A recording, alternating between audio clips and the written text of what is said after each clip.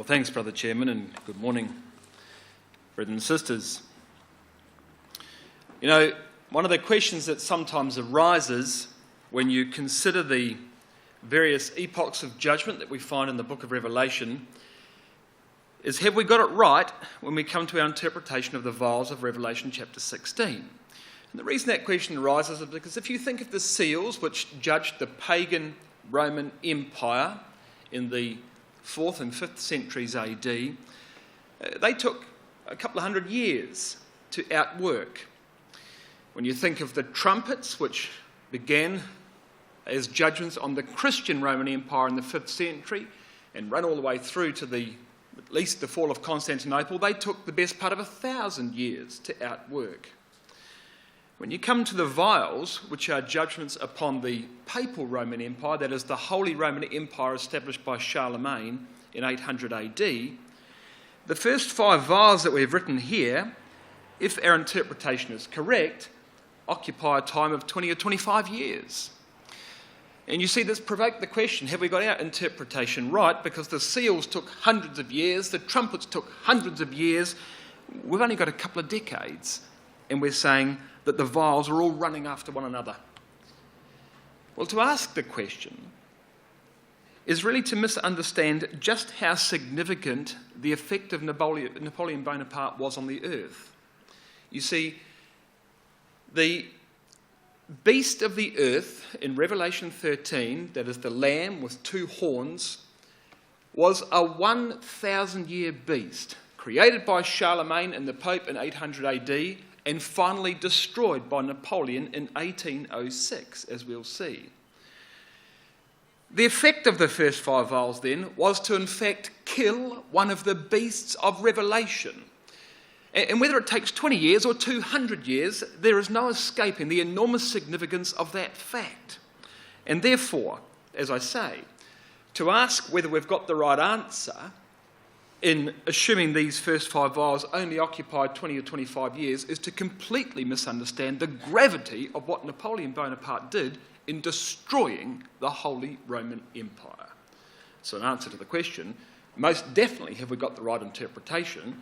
And I think as you look at what happened in the life of Napoleon this morning, you'll realise there's an enormous significance about the time that that man walked upon the stage of life and just what he achieved in his relatively short life. Anybody know, by the way, how old Napoleon was when he died?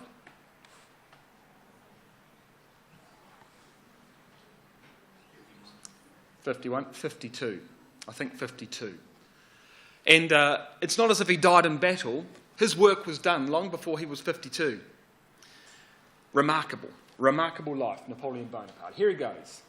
Born in Corsica, in Ajaccio, this little red dot down on the island of Corsica in 1769.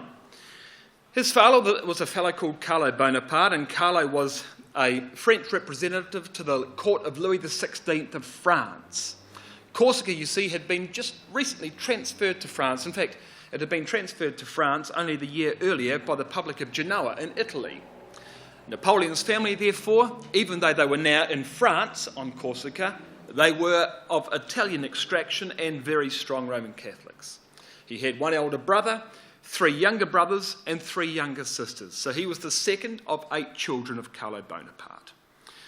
Because of his father's position, Napoleon grew up in a moderately affluent family, affluent enough, for example, to afford an education. They weren't rich, but you might say they were upper middle class. So at 9 years old, he was admitted as a boarder to the military school in Troyes. Wasn't a great scholar, got teased a lot because of his strong Italian accent, didn't have very many friends, and so as a consequence devoted himself to study. At 15, he enters the military college in Paris. He studies artillery and completes a 2-year course in 1 year. His examiner, historians record, was said to have said, "He is very applied to the applied sciences and little curious as to the others. A thorough knowledge of mathematics and geography." So already, at 15 years old, he's displaying the skills that would make him the sort of man he was and the man we have come to know him as. In 1785, at the age of 16, he graduates military college and he is commissioned as a second lieutenant in the French, in an artillery regiment at Vials. That's the Valence dot you can see on the screen. And then the world changed. 1789. What happened in 1789 in France? Well, almost to ask it is to answer it, isn't it? In the short space of 3 months, from the 5th of May to the 27th of August of 1789, the whole fabric of French society came to pieces. The population of France, you see, was divided basically between 3 classes. There was the clergy, called the First Estate, the nobility, the Second Estate, and the middle class and the peasants, the Third Estate, all ruled over by the king, Louis XVI. And as you can see by the cartoon on the right-hand side, the king and the first 2 estates rode on the back of the peasant class. The point of that, of course, is that the peasant class, the Third Estate, they paid all the tax. And the Bourbon monarchy, which was Louis XVI, he presided over this situation where 90% of the country did all the work and paid all the tax, and you had this little cream on the top who lived a glorious life and did not a lot. But they owned all the land and they made all the rules. And they had all the votes. So nothing was going to change very quickly in France as a consequence of that. Well, that was bad enough. But in 1776, across the Atlantic from France, America had a war of independence. They were fighting, you see, for independence against England. And France had a hatred of England, you see, because, well, we're talking about Louis XVI. From the time of Louis XIV, the Sun King, now this is the fellow who built the Versailles Palace, Louis XIV, a very powerful king of France, actually. From Louis XIV's time onward, France would make forays into wars, and it had various conflicts around the world, and it lost most of them. And it so happened that, almost, in correlation as France lost territory, Britain gained territory. Now, sometimes that was direct, and sometimes it just happened to be like that. Well, as a consequence of that, French animosity toward England increased and increased. Therefore, France thought it was wise to sponsor the American War of Independence against England, because they didn't want to do anything that supported England, and if they could find something that was detrimental to the Brits, then they would do that. Well, that's fine, except it costs a lot of money to support the American War of Independence. That exacerbated, you see, the problem in the French coffers. Well, the poor people were paying all the tax. Now there's an even bigger tax burden levied upon them. Anarchy breaks out in France. On the 14th of July 1789, what happened? They stormed the Bastille, didn't they? What was the Bastille? It was a fortress. I mean, I was in Paris a couple of years ago and I went to try and find the Bastille, but it's been torn down, sadly. But it was a fortress. And in that fortress, they kept gunpowder and they kept weapons. Well, they stormed the Bastille. The peasants stormed the Bastille to arm themselves, you see. Well, now France is coming unpicked at a great rate of knots, and before long, a republican government is formed in France. But France is in chaos. The rest of Europe is looking at what's happening in France because their countries weren't run in a manner very different to how things were in France. And the problem was that the spirit of revolution which had begun in France was extremely likely to rush across the border into other countries of Europe.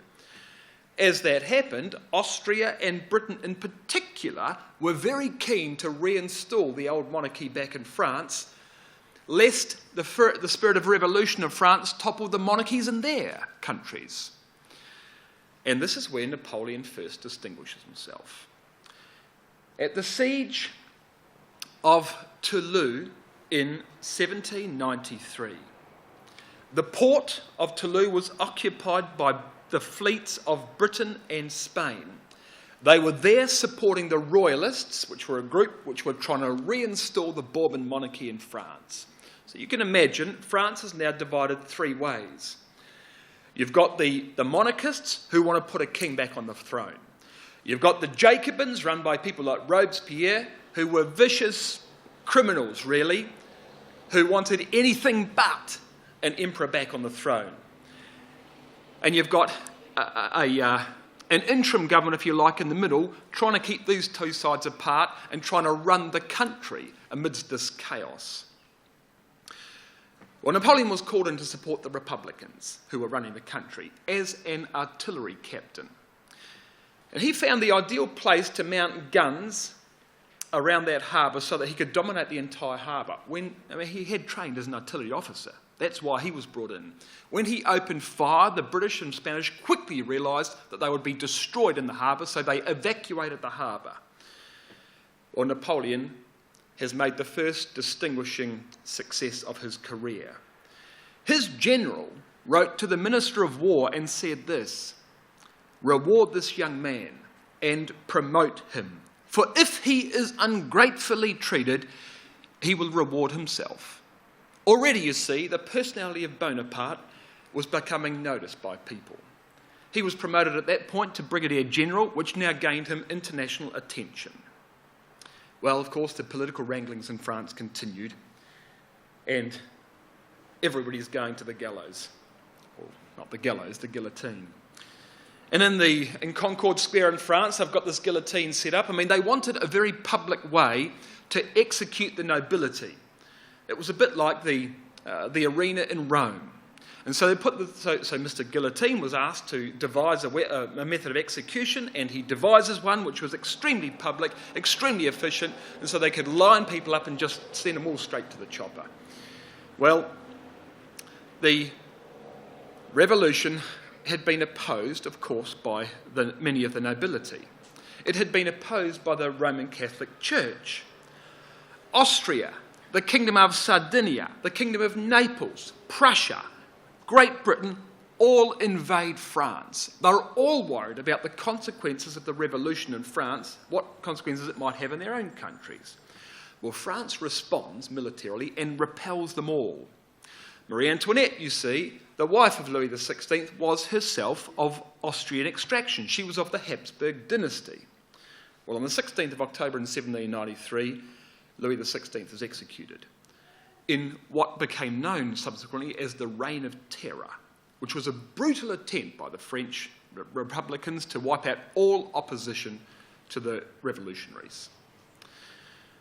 The Reign of Terror ran for 15 months between the 5th of September 1793 and the 28th of July 1794, the date at which Robespierre himself, one of the revolutionaries, was guillotined. It claimed about 30,000 lives in that 15 months. But in time, the revolutionaries themselves became fanatical. Robespierre's guillotined. The convention who's running the country is now trying to plot a middle course between the royalists and the revolutionaries, the Jacobins. Of course, the monarchists and the Jacobins immediately both took up arms against the convention. They wanted their way, so there was no chance, there was no foreseeable way you could plot a middle course between an extreme, let's imagine an extreme left and an extreme right-wing group. If you tried to do so, you invite attack by both sides, you see. Well, what can the convention do? What can this flailing government do when you've got these two rabid terrorist groups on either side? Well, they call him Bonaparte, don't they? They call him Napoleon Bonaparte. Because the government was run from the Tuileries. And they said to Bonaparte, we need you to protect the parliament, as it were. So they gave him 5,000 men and they told him to protect the Tuileries Palace. Well, he fortifies the building, he posts guns to cover every bridge, every avenue, every approach to the city of Paris. He was attacked by 40,000 members of the National Guard. And this, of course, is a time of the famous retort by Napoleon. Sir, what are you going to do? And what did he say? You know what he said. Give him a whiff of grape shot. Now, what does it mean to give him a whiff of grape shot? Well, of course, he loaded the cannons with shotgun pellets. Now, they weren't shotgun pellets for a gun, they were for a cannon, so they were like marbles. Well, you can imagine as soon as he sets that off, it's just going to run straight through the crowd and just tear bodies apart. Well, that's what he did. Now, it is debated in history whether he actually said that, but that is certainly what he did. 300 men, only 300 men died when he opened up with the cannons, but the rest immediately scattered. Napoleon becomes famous. He's just protected the parliament. He was now made the commander of the French army in Italy. He is 26 years old. 26 years old. Well, Napoleon's got a problem with Italy, and he's got a problem with Austria. He's got a problem with all of these surrounding nations who have attacked France to try and reinstall the monarchy in France. Not especially a problem with the monarchy. He didn't really care much for that. He's got a problem with people who attack his country. So he decides that he's going to attack Austria and then move south down into Italy to attack Austria's allies, the Italians. Well, the plan of attack was very simple. He would attack the detached pieces of the Austrian army with his full force. Then he would mop up all the Austrian resistance. Well, of course, the operation was masterful and extremely successful. He routed the Sardinians in northern Italy, but now he had a problem. If he now proceeded south into the Italian peninsula, he was extremely vulnerable if his supply lines to France were cut off. He'd be marooned in Italy, surrounded on all sides and destroyed. Well, he goes to the King of Sardinia and he says to him, here's the deal. I'm going to destroy Turin. I'm going to level it right to the ground. Unless you give me 3 fortresses and their artillery and supplies and break alliances with Austria and open up all the roads to France. Well, the King of Sardinia agreed. And in return, Napoleon left him there as king. I dare say there were certain personal threats that were made as well to the King of Sardinia. Well, Napoleon gets what he wants, and now he's got a secure supply line from France right into the very heart of Italy. He defeats the Austrians in Lombardy, in northern Italy, and now moves south directly into the Papal States, which was a thin slither of land in central Italy which divided northern and southern Italy. The Papal States were just a little corridor of land in the middle of Italy. He defeats the Papal States. He imposes fines on the Vatican to assist the payment for his war. And then he turns around to confront a 50,000-man Austrian army near Milan. And again, he is victorious. He left France with an army of 25,000 men and no money. Over the next 13 months, he was to make 25,000 recruits, defeat 5 armies numbering collectively 200,000 men, take 100,000 prisoners, kill 35,000 men, capture 1,100 cannon, 170 military standards, and millions of francs in gold for the French treasury. A famously successful expedition into Italy. Well, on his return to Paris, Napoleon was made the commander of the expedition against England. So now the French turn their guns on England, because England also supported a trial revival of the monarchy and had attacked France. Well, Napoleon has to think hard about how he's going to attack England, because England wasn't on the continent. He's got to go across water to attack England. So he spreads misinformation about a planned invasion of Ireland, which tricked the British Navy into guarding the western Mediterranean Sea. That gave Napoleon time to head off down to Egypt with his navy. Now, he goes to Egypt for 2 reasons. Number 1, he wants a base in the eastern Mediterranean from which he can attack Russia. And number 2, he wants to be able to attack India and take it away from England. You understand? The French really don't like the English, and nor did Napoleon Bonaparte. But in addition to naval mariners and soldiers, he also took scientists. He took technical specialists. He took mapsmen, like map makers, down to Egypt with him, like a survey party. Now, why would he do that? Well, because he thought it would be a very smart idea to cut a river between the Mediterranean Sea and the Red Sea. We call it the Suez Canal. He went down to Egypt to draw plans about how they might build the Suez Canal, because that seemed like a very smart thing to do. Well, the British weren't silly. And 3 weeks later, after running back and forth east and west in the Mediterranean looking for Napoleon Bonaparte, they catch up with him at Aboukir Bay, just by Alexandria in Egypt. They have 14 ships under the most famous British admiral in history. What was his name?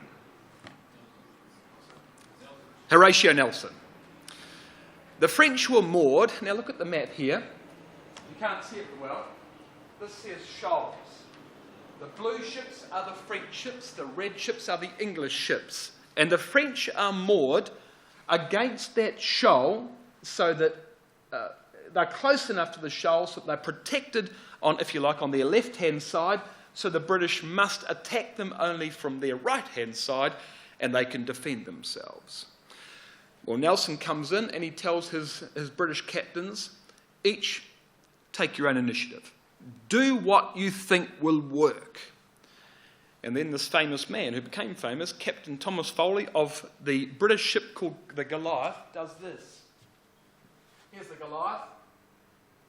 Oh, I can fit through here.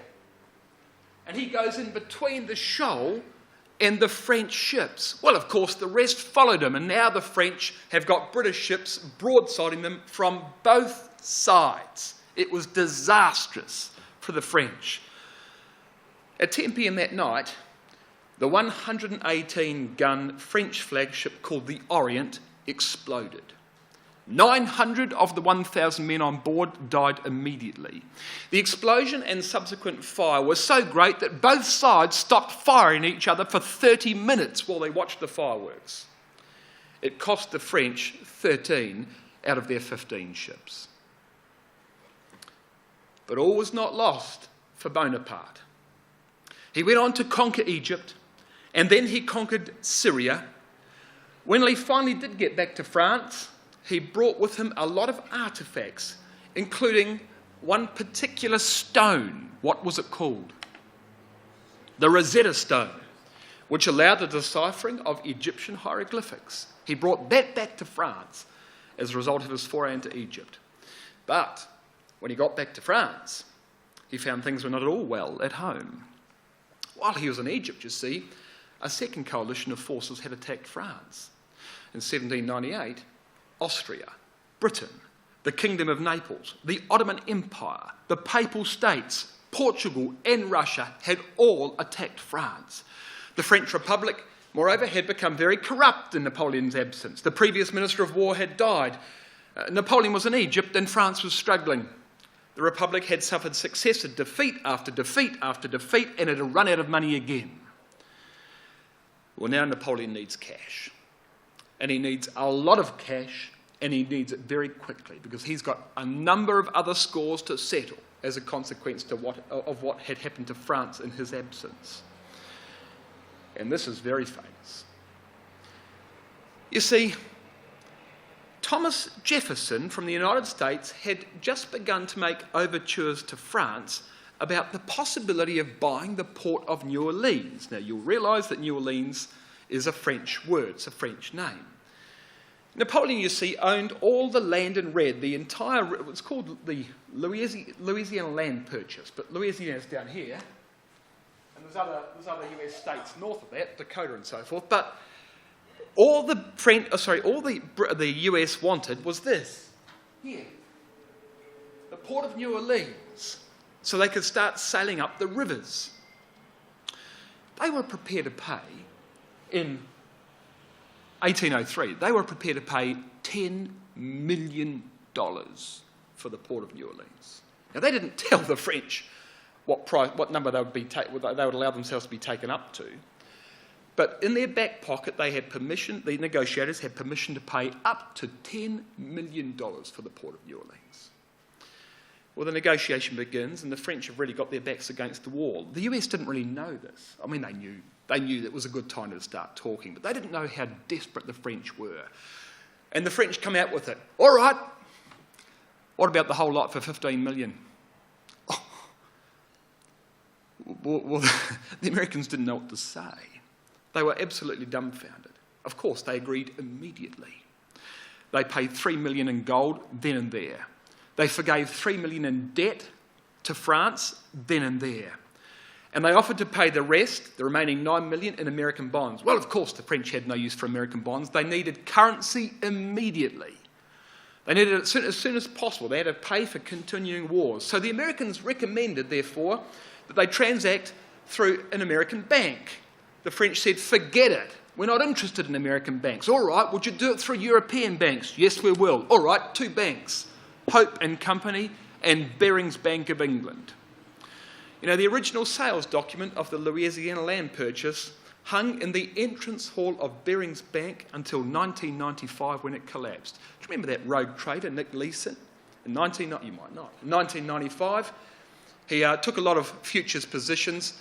The market kept going down, and he was left holding high-priced goods, which he then had to sell at a great loss, cost him $1 billion.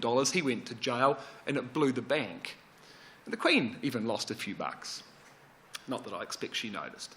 But, you know, that was Barings Bank of England, and this is probably the most famous transaction. When the deal was done, Napoleon said, "This accession of territory affirms forever the power of the United States. And I have given England a maritime rival who will sooner or later humble her pride." So Napoleon, he knew he'd let the whole thing go cheap, but he took solace in the fact that at least it hurts England. At least it hurts England. You can see the French antipathy towards the Brits. Well, France is in chaos, so now Napoleon takes over. He had already appropriated control of the government before the Louisiana land purchase. But now he took this control to the next level. You see, in January of 1804, an assassination plot was uncovered. The Bourbons were still trying to bring back the monarchy. They still wanted to reinstall a Bourbon king on the throne. So Napoleon reasons, and he says it like this. He says, you know, if I become an emperor and I establish my own hereditary monarchy, that would put an end to the Bourbon claims forever. There's a new emperor on the throne.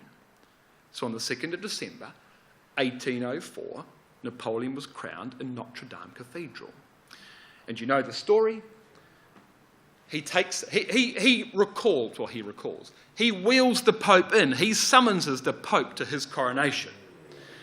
And the Pope is holding the crown. Napoleon takes the crown out of the Pope's hands and crowns himself, and then he crowns his wife. And the significance of that, you see, was here's a Frenchman who refuses to let a Pope crown him. Way back in 800 AD, the Pope had crowned Charlemagne. Now, Charlemagne wasn't expecting the Pope to crown him in 800 AD. And it was a bit embarrassing, but when it happens, it's happened, you see. And so the Pope stole a march on Charlemagne in Aachen Cathedral in 800 AD. Napoleon says, it's not going to happen again.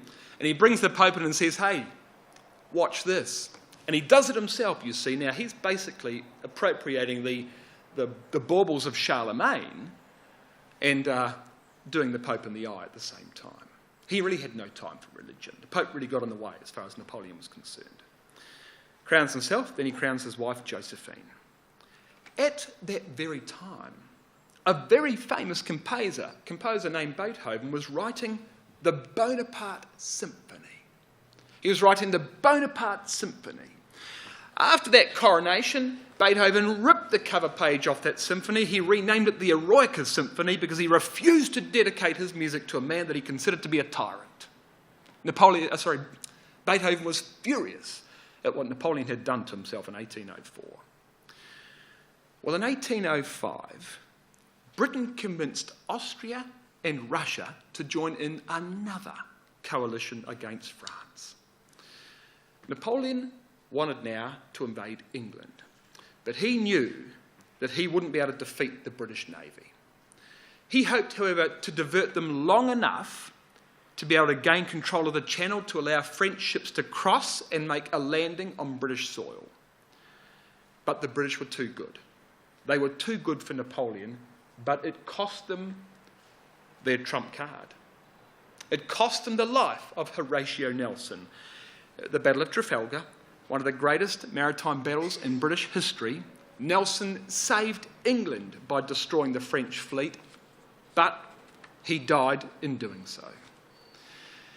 Well, in preparation for the attack on England, Napoleon had marched his troops into Germany, and he was going to jump off from the German coastline into England if it had worked, if his navy had secured the British Channel for long enough. When the French fleet was lost, he changed plans and he took the army into the Czech Republic to fight the Austrians and the Russians. Napoleon enters the battle with 67,000 men. The Allies had 73,000 men. At the end of the fighting, French casualties stood at 9,000. Allied casualties stood at 27,000. The Allies sued for peace. This undoubtedly was Napoleon's greatest military victory. As a consequence of this fight, the Battle of Austerlitz, Austria submitted to France. It ceded territory. It paid 40 million francs in fines. Napoleon paid generous pensions to all the widows who had now become widows as a consequence of his 9,000 losses. All orphan children were now adopted personally by Napoleon and were allowed to add Napoleon to their name. Most importantly, however, Francis II, the Emperor of the Holy Roman Empire, abdicated the throne. He abdicated the throne and took upon him only the title Emperor of Austria. That's it. The Holy Roman Empire has lost the emperor. Napoleon, if you want to think of it like that, can now himself become the emperor of the Holy Roman Empire. He has just defeated the emperor. Now, he's got no interest in becoming the emperor of the Holy Roman Empire. He'd rather be the emperor of the Napoleonic Empire. But the point is, he has just killed the beast of the earth of Revelation chapter 13. You can't have a Holy Roman Empire without an emperor. That's the end of the Holy Roman Empire. As a signal of... I'm running out of slides. There's the Battle of Austerlitz, sorry about that. As a signal of his achievement, they build the Arch of Triumph.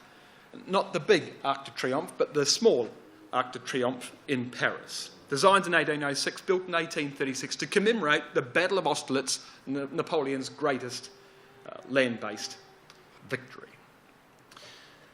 And now from the glorious to the inglorious. Napoleon's got one final score to settle. Russia. Russia had consistently opposed France, consistently supported a revival of the monarchy, and therefore had attacked France and supported those who had attacked France. In 1812, Napoleon marches on Moscow with an army of 600,000 men. The strategy was simple, however, for the Russians. They could not possibly hope to confront head-on a French army of 600,000. Russia could not defeat that army. What was their battle plan? Engage, retreat. Engage, retreat. Engage, retreat. And when you retreat, burn everything down. Burn everything down. The result of that was that they drew the French deeper and deeper and deeper into Russian territory. Now, I don't know how much more the Russians did, but the climate took over from there, because when the Russian winter started to come, snow fell on the ground. Napoleon's got a supply line way back to France that he can't possibly hope to defend through extremely hostile territory in terms of the weather. He lost thousands of men to hypothermia in the snow. Their horses would die of cold. They'd eat their horses. When they ran out of horses, they ran out of food. You couldn't forage for food. The whole place was covered in snow, you see. When Napoleon finally got to Moscow, which he did, the whole place had been burned down. The only people that were living there were the poorest people. He installs himself in the Kremlin, which is still standing.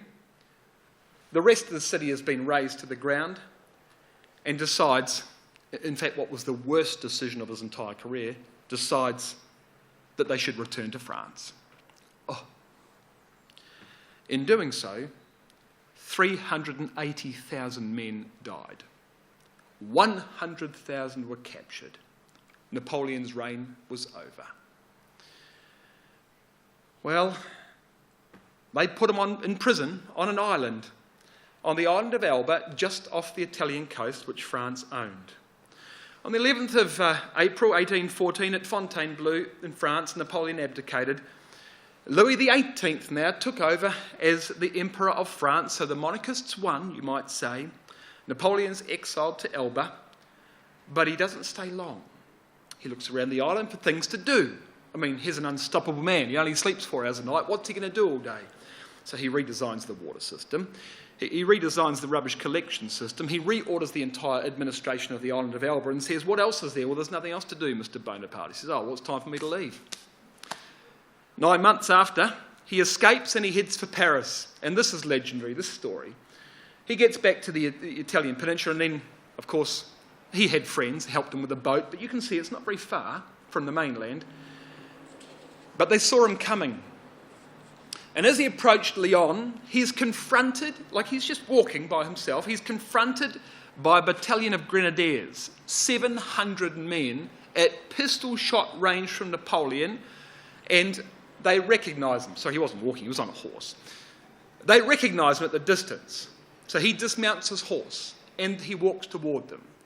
He opens his overcoat like this and he invites them to fire. Men, he says, you know who I am. I'm your commander. The decision is yours. And one by one, they lower their guns and they fall in behind Napoleon and he walks into Paris without a shot being fired. The king immediately fled to Belgium. Under no circumstances could Louis XVIII survive in Paris if Napoleon turned up. Well, even if France wanted Napoleon back, the rest of Europe did not want Napoleon back. England and Prussia immediately joined forces against him and they met at Waterloo.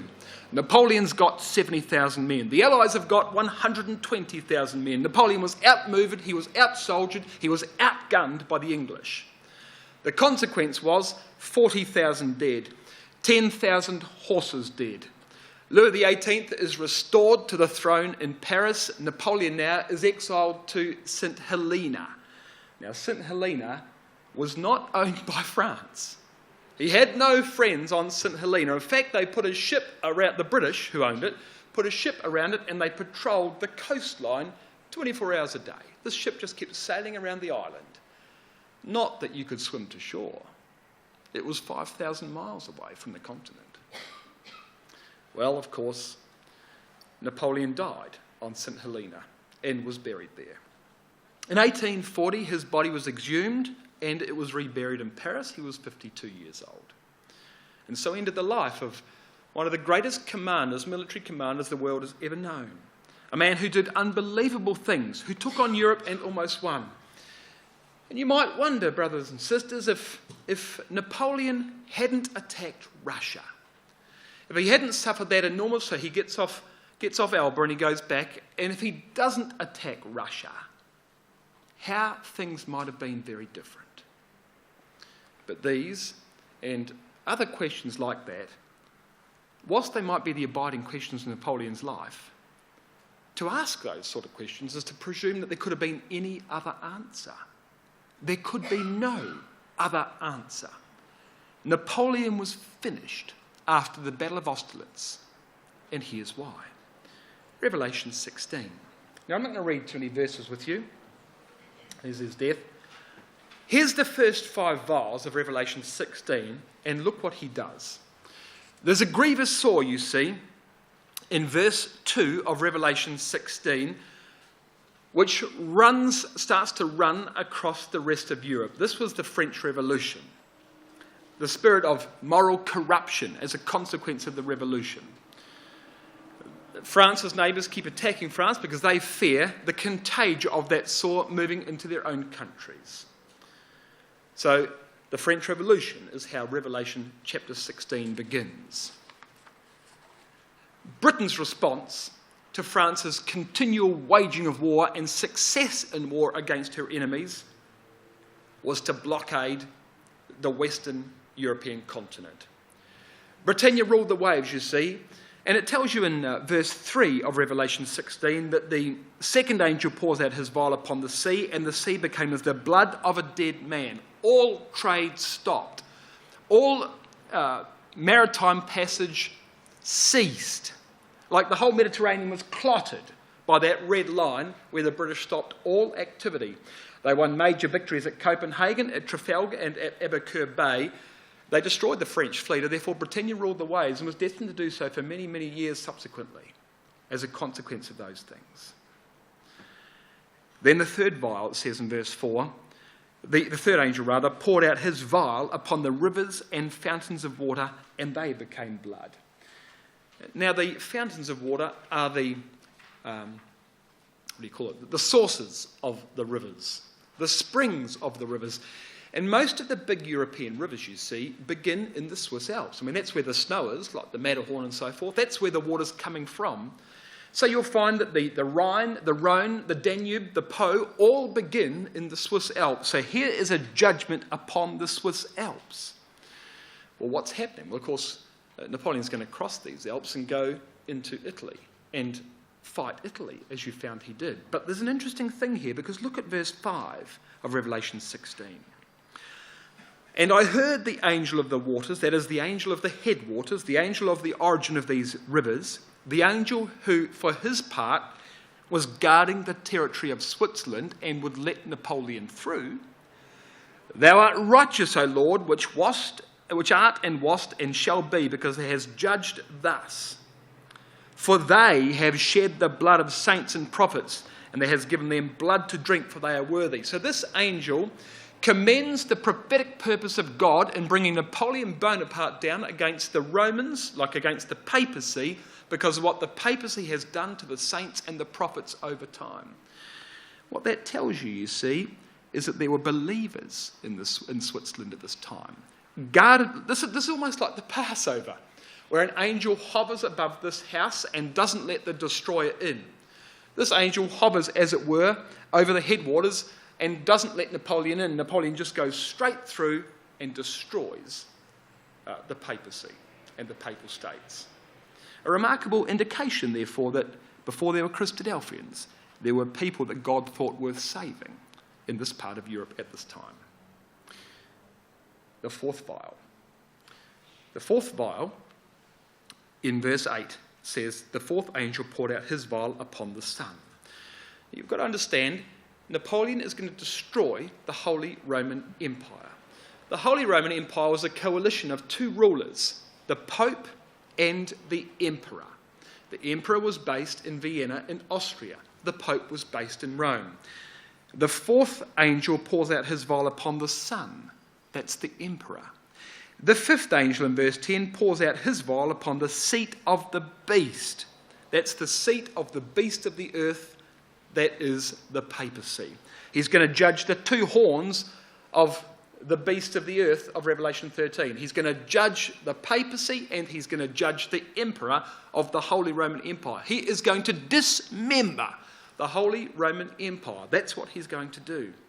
He pours out his vial upon the sun. That is the Battle of Austerlitz, 1805. Now, perhaps the previous slide said 1806. It was December 1805 that the Battle of Austerlitz was won. The emperor officially abdicated early 1806. It's the same thing. The fifth vial. We've now dropped the emperor in verse 8. We're now going to judge the papacy in verse 10. And you can read the catalogue of conflict between the French and the papacy. 1791, the papal states in France are annexed to France. What that means is that there was certain epochs, certain portions of territory within France that were owned by the papacy, confiscated. 1796, the Italian invasion by Napoleon takes Ravenna, Bologna, Ferrara. The papal states are invaded. Pius VI is exiled from Rome, and he in fact dies in France. 1800, the papal states are restored. You see, when Napoleon left town, things would happen without his consent. He comes back, the papal states are annexed again. Napoleon is finally excommunicated in 1809 by the Pope. Did Napoleon care that the Pope excommunicated him? Of course, not at all. He arrested the Pope. And raided the bank, the Vatican Bank, to continue to pay for his war effort. So he's judged the emperor in verse 8, he's judged the Pope in verse 9. They're the vials. They're the vials that Napoleon did. And look what he achieved in his short 20 or so years. All of that territory there that you can see in colour, from Spain all the way through to the east of the Austrian Empire here, Napoleon either controlled, like either owned or controlled. That's what Napoleon achieved. This is the empire that he gained from the first Italian campaign in 1796 until the Battle of Waterloo in 1814, so 18 years. 2 million people had lost their lives. Now think about Napoleon's defeats and think about Napoleon's victories. Whenever he fought Catholic countries, he enjoyed outstanding victories. Whenever he fought non-Catholic countries, he enjoyed outstanding defeats. So he lost to Britain, he lost to Russia, he failed to take Egypt. So he gains an empire. You really must fix your technology.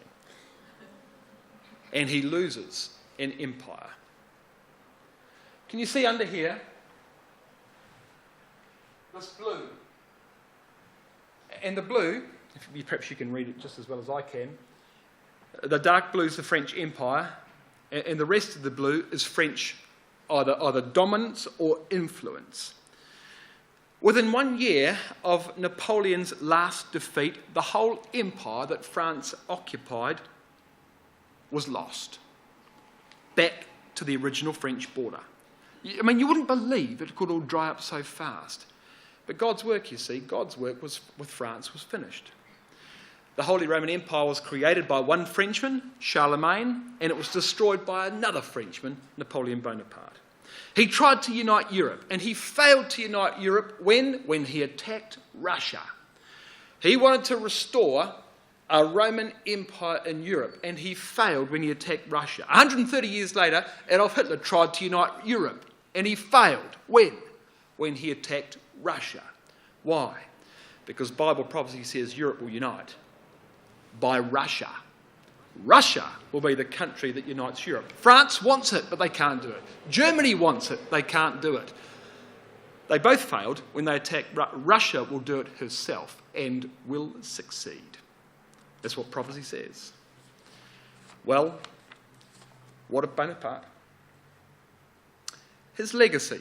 You know, before his death, Napoleon said, "My glory is not to have won 40 battles. Waterloo alone will erase the memory of so many victories. But what will live forever is my civil code." You see, after his death, his policies and his politics were adopted by most of the other Western nations in Europe. The sore of France spread throughout all of Europe. There were revolutions in the rest of Europe, and they became like France. Emperors, you see, across Western Europe were replaced with parliaments. Countries were formed based on nationalism rather than based around individual kings and their land holdings. The metric system of France was introduced into the rest of Europe. And you go to France today and you see Napoleon has left his mark everywhere. He stands there in statues, and you cross bridges over the Seine River. Well, I was very impressed when I saw that inn, but in fact I found out it was for a different inn. So he's left his mark, you see, everywhere in France. He's still the most famous Frenchman in history. But the abiding legacy of Napoleon Bonaparte, really, is the prophetic legacy. Now, Napoleon knows nothing about this legacy here. You see, he came for a purpose. He fulfilled the purpose. He's dead, but the word lives on. And can you imagine the believers of Napoleon's day witnessing the work of Napoleon? What do you think the Protestants thought of what was happening under the hand of Napoleon? Did they even understand the significance? Who knew anything about Revelation 16 before Napoleon came on the scene? Let me tell you, within 10 years of the death of Napoleon, Protestant published commentaries were running out all over Europe, publishing our interpretation of Revelation, at least of these 5 vials of Revelation chapter 16. Almost immediately, Protestant commentators had got this interpretation when they saw the enormous significance of what Napoleon had done. Brother Thomas wrote Elpis Israel 30 years after the death of Napoleon. It's all there. It was well understood within 30 years of Napoleon's death that he had just fulfilled 5 vials of Revelation 16. And what does that prove? It proves simply this: God's purpose will be fulfilled. There's nothing more certain. And as distant now, of course, Armageddon doesn't look all that distant in the future now, but as distant as prophetic events might appear to be in the future, God can raise up a man overnight and the whole world can change in 20 years.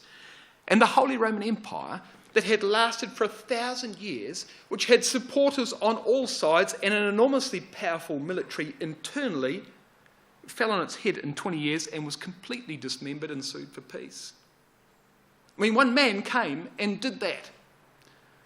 Another man can come again, and in a very short time, angels can outwork the next epoch of judgments, and the whole world can change course again.